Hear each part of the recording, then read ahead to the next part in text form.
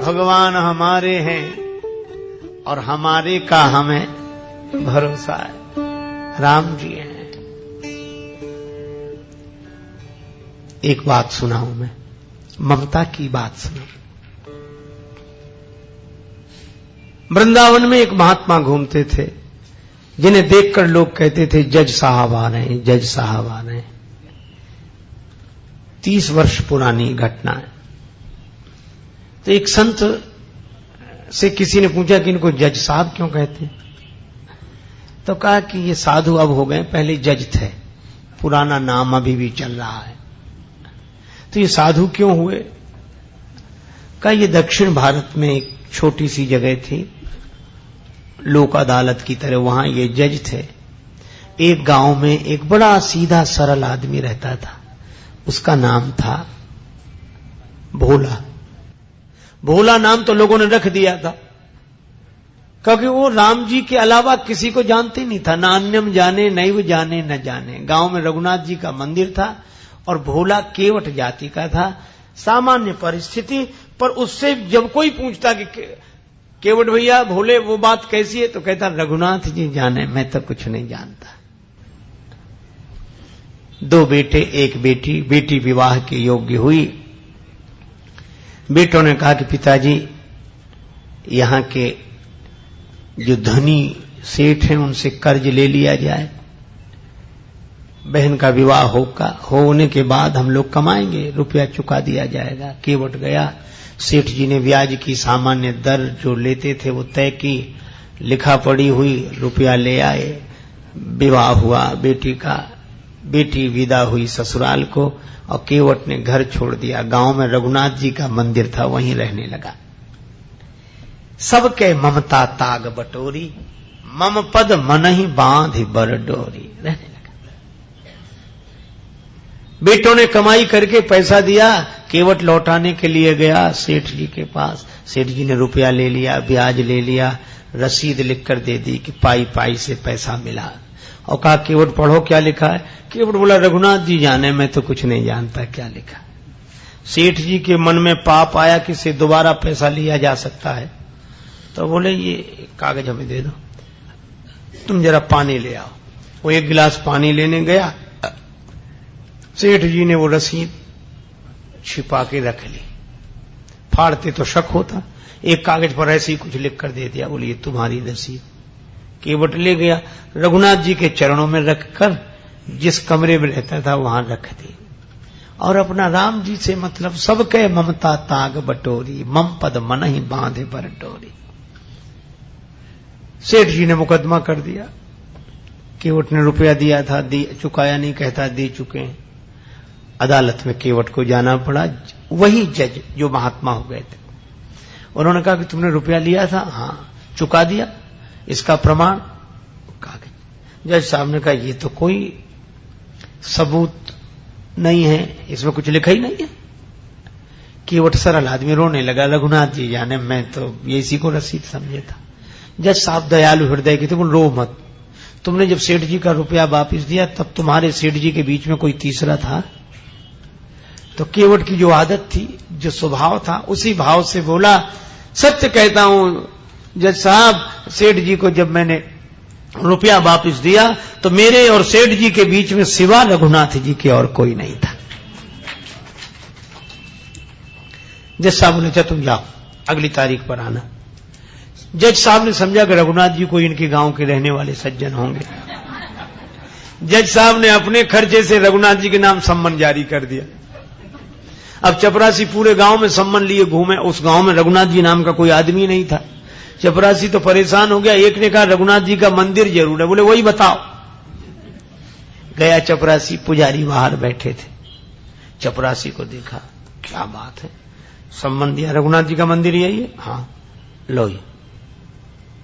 पुजारी जी समझ गए, मन ही मन सोचने लगे कि जब भगवान ने मंगा ही लिया तो हम वापिस काहे करें। हस्ताक्षर पुजारी जी ने कर दी। चपरासी समझा यही रघुनाथ जी हों। पुजारी जी ने सम्मन रघुनाथ जी के चरणों में रख दिया और आंखों में आंसू भरकर बोले प्रभु आपको पोशाक कई बार आई होगी, भोग लगाने के लिए तरह तरह के पदार्थ आए होंगे, आभूषण कई बार भक्त लेकर आए होंगे, लेकिन सम्मान पहली ही बार आया होगा। पर भक्त जो न करें सो थोड़ा। प्रभु उस दीन का आपके अलावा कोई, वो आपके अलावा किसी को जानता ही नहीं है, और उसकी इलाज तो आपके ही हाथ है। केवट से कहा कि तुमने क्यों लिखा दिया रघुनाथ जी का नाम? केवट बोला कोई झूठ लिखा दिया, हमारे रघुनाथ जी सदा हमारे साथ हैं थे। और केवट तो यही कहे, हरि बिन संकट कौन निवारे, हरि बिन संकट कौन निवारे। साधनहीन मलिन दीन में जाऊं के ही के द्वारे, या अनाथ की लाज आज रघुनाथ जी हाथ तुम्हारे, हरि बिन संकट कौन निवारे।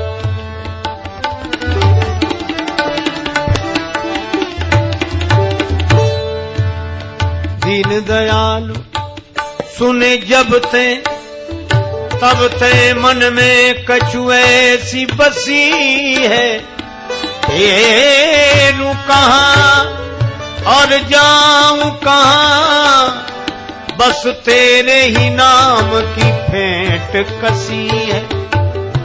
तेरो ही आसरो एक मलूक, नहीं प्रभु सो कोई और जसी है।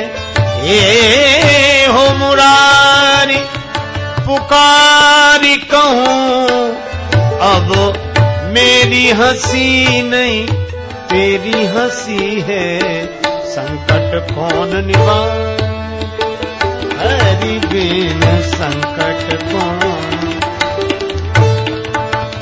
हरि बिन संकट कौन निवारे। या अनाथ की लाज आज रघुनाथ जी हाथ तिहारे, कहीं नहीं गया, किसी को जानता ही नहीं राम जी के अलावा। तारीख के एक दिन पहले ही पुजारी जी बोले तुम आज ही जाओ ताकि समय से पहुंच जाना। अब रघुनाथ जी के मन की तो रघुनाथ जी जाने। केवट रघुनाथ जी के चरणों में प्रणाम करके चला गया। दूसरे दिन सवेरे पुजारी जी बड़ी जल्दी जगे, भगवान की आरती पूजा की, नया वस्त्र पहनाया, भोग लगाया। उनको लग रहा था आज भगवान पहली बार बाहर जा रहे हैं, कपड़े अच्छे पहनावे।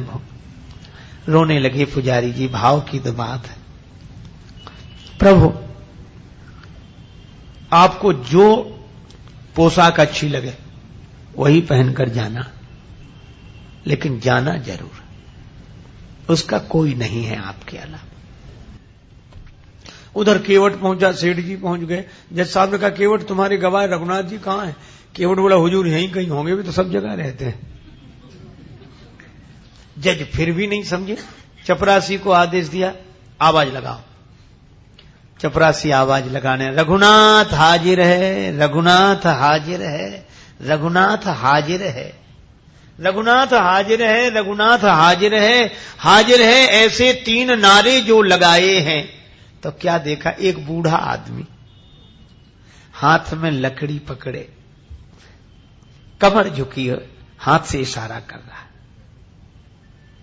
हाजिर है ऐसे 3 नारे जो लगाए हैं, चाल लटपटी सी एक वृद्ध की झुकी सी देह, दुपटी फटी सी शीस बांधे धर धाये हैं, हाथ माह छड़ी पड़ी तुलसी की हिये माल, माथे पर रोरी चारु चंदन चढ़ाए हैं, साहब के सामने विनीत चपरासी साथ, आज रघुनाथ जी गवाह बने आए। भगवान गवाह बनकर आ गए। जज साहब ने देखा, गज सेठ जी चौंके कि ये कौन है? जज साहब ने कहा कि आप थे वहां। रघुनाथ जी ने कहा केवट ने रुपया दिया है, उसका प्रमाण बोले इन्होंने रसीद भी लिख ली थी, सेठ जी को यहीं रखा जाए। इनके मकान में सामने वाली बैठक की सामने वाली दीवार में 3 अलमारियां हैं, बीच वाली अलमारी में बही रखी है 32 नंबर की, उसी में वो रसीद अब तक सुरक्षित है। सर्वांतर्यामी भगवान से क्या छिप सकता। सिपाही भेजे गए, बही मिल गई, रसीद मिल गई, सेठ जी को दंडित होना पड़ा। केवट भाई इज्जत भरी हुआ, रघुनाथ जी तो गायब हो गए, पहले काम तो हो ही गया था। अब जज साहब ने सोचा कि इतने दिन हो गए फैसला सुनाते, पर ऐसा गवाह आज तक नहीं मिला। तो केवट से अकेले में पूछने लगे, केवट ये रघुनाथ जी कहां रहते हैं? केवट बोला, हुजूर जहां हम रहते हैं। तो तुम कहां रहते हो? बोले जहां रघुनाथ जी रहते हैं। जज साहब बोले, हम समझे नहीं, तुम लोग एक ही जगह एक ही गांव के रहने वाले हो? केवट बोला, हाँ हुजूर, आपको कैसे समझाएं, आप तो पढ़े लिखे हो। पढ़े लिखों को समझाना बहुत कठिन है, भक्ति की बात, भगवान की बात। जज साहब बोले, तो ये हैं कौन? केवट बोला, हुजूर ये वो है जिनका मंदिर है। तो बोले, इन्होंने मंदिर बनवाया है? देखने से तो नहीं लग रहे थे कि ये कोई इतने बड़े संपन्न आदमी होंगे जिन्होंने मंदिर बनवाया। पुजारी भी नहीं लग रहे थे, पता नहीं। केवट बोला, हुजूर ये वही हैं जो मंदिर में बैठे हुए हैं। अब तो जज साहब ने चपरासी को बुलाया। चपरासी कांपने लगा, हुजूर ये वो आदमी नहीं था जिसने हस्ताक्षर किए थे। अब जब गांव में पता लगाया तो जज साहब भाव विह्वल हो गए, अपने कमरे पर आए, बंगले पर रोने लगे। लोगों ने कहा, रोने का कारण क्या? जज साहब रोते हुए बोले, शिव शारद नारद शेष गणेशहु के नहीं ध्यान में आते रहे, सोई आज विनीत अदालत में केवटा के गवाह कहाते रहे। अरे तो इसमें रोने की क्या बात है? खुश होना चाहिए कि दर्शन हो गया। और चले गए तो वे तो जाते ही। जज साहब बोले, सुख धोखे दर्श दिए को भयो, दुख नाहिन जो तज जाते रहे।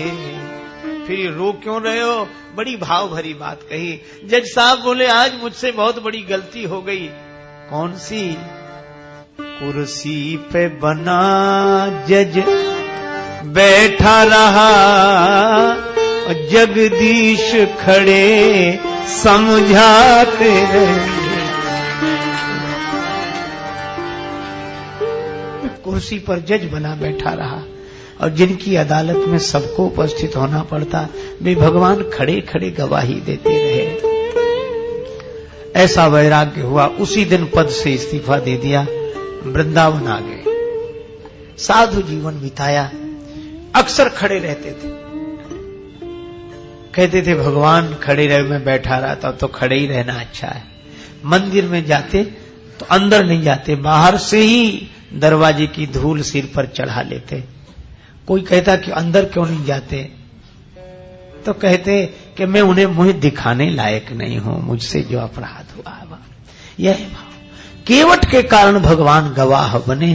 क्या था केवट में? सबके ममता ताग बटोरी, मम पद मन ही बांध बर डोरी, अस सज्जन मम उर बस कैसे, लोभी हृदय बसे धन जैसे। ये सज्जन की दूसरी परिभाषा है। भगवान हमारे हैं और हमारे का हमें भरोसा है। राम जी हैं। एक बात सुनाऊं मैं, ममता की बात सुनो। वृंदावन में एक महात्मा घूमते थे, जिन्हें देखकर लोग कहते थे जज साहब आ रहे हैं, जज साहब आ रहे हैं। 30 वर्ष पुरानी घटना है। तो एक संत से किसी ने पूछा कि इनको जज साहब क्यों कहते हैं? तो कहा कि ये साधु अब हो गए, पहले जज थे, पुराना नाम अभी भी चल रहा है। तो ये साधु क्यों हुए? कहा ये दक्षिण भारत में एक छोटी सी जगह थी, लोक अदालत की तरह, वहां ये जज थे। एक गांव में एक बड़ा सीधा सरल